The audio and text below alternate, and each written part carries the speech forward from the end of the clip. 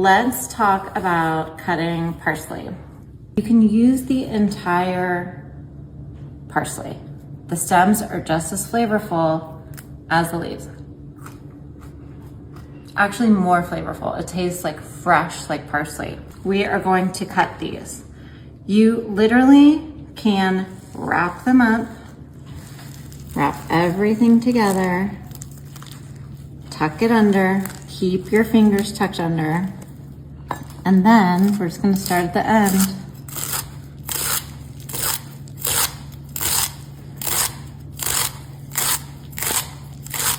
I'm gonna have a ton of good fresh parsley to use. I add fresh parsley to salads, to soup, as garnish.